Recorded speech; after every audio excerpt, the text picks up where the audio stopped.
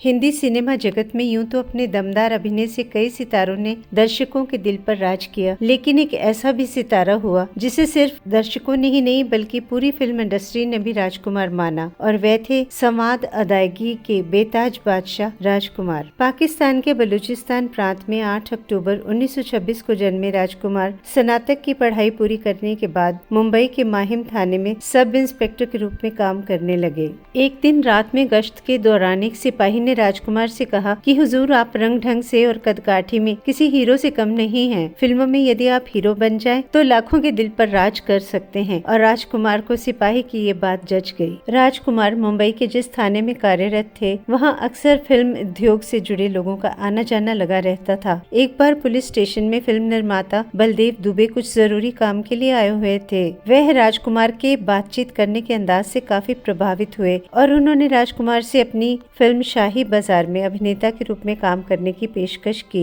राजकुमार सिपाही की बात सुनकर पहले ही अभिनेता बनने का मन बना चुके थे, इसलिए उन्होंने तुरंत ही अपनी सब इंस्पेक्टर की नौकरी से इस्तीफा दे दिया और निर्माता की पेशकश स्वीकार कर ली। शाही बाजार को बनने में काफी समय लग गया और राजकुमार को अपना जीवन यापन करना भी मुश्किल हो गया। इसलिए वर्ष 1952 में प्रदर्शित फिल्म रंगीली में एक छोटी सी भूमिका स्वीकार कर ली। ये फिल्म सिनेमा घरों में कब लगी और कब चली गई पता ही नहीं चला। इस बीच उनकी फिल्म शाही बाजार भी प्रदर्शित हुई, जो बॉक्स ऑफिस पर औंधे मुंह गिरी। शाही बाजार की सफलता के बाद राजकुमार के तमाम रिश्तेदार ये कहने लगे कि तुम्हारा चेहरा फिल्म के लिए उपयुक्त नहीं है, और कुछ लोग कहने लगे कि तुम खलनायक बन सकते हो। वर्ष 1952 से 57 तक राजकुमार फिल्म इंडस्ट्री में अपनी जगह बनाने के लिए संघर्ष करते रहे। वर्ष 1957 में प्रदर्शित महबूब खान की फिल्म मदर इंडिया में राजकुमार गाँव के किसान की छोटी सी भूमिका में दिखाई दिए। हालांकि ये फिल्म पूरी तरह अभिनेत्री नरगिस पर केंद्रित थी, फिर भी राजकुमार अपनी छोटी सी भूमिका में अपने अभिनय की छाप छोड़ने में कामयाब रहे।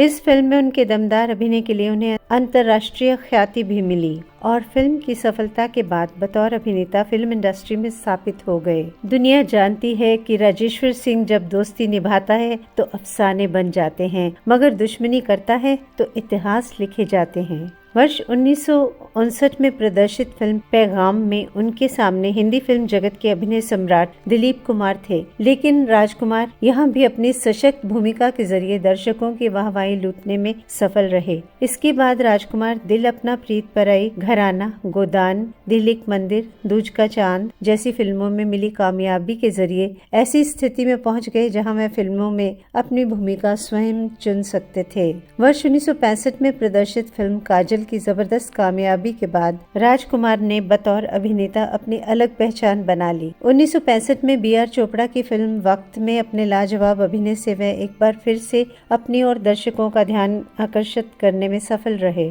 फिल्म वक्त की कामयाबी से राजकुमार शोहरत की बुलंदियों पर पहुंचे। राजकुमार कभी भी किसी खास इमेज में नहीं बंधे, इसलिए अपनी इन फिल्मों की कामयाबी के बाद भी उन्होंने हमराज, नीलकमल, मेरे हुजूर, हीर रांझा और पाकीज़ा में रूमानी भूमिका भी स्वीकार की, जो उनके फिल्मी चरित्र से मेल नहीं खाती थी। इसके बावजूद भी राजकुमार यहाँ दर्शकों का दिल जीतने में सफल रहे। राजकुमार बेहद मुंहफट आदमी थे, जो दिल में आता था उसे शब्दों का बाण बनाकर सामने वाले पर दाग देते थे। जीनत अमान फिल्म इंडस्ट्री में फेमस हो गई थी। दम मारो दम गाना धूम मचा चुका था।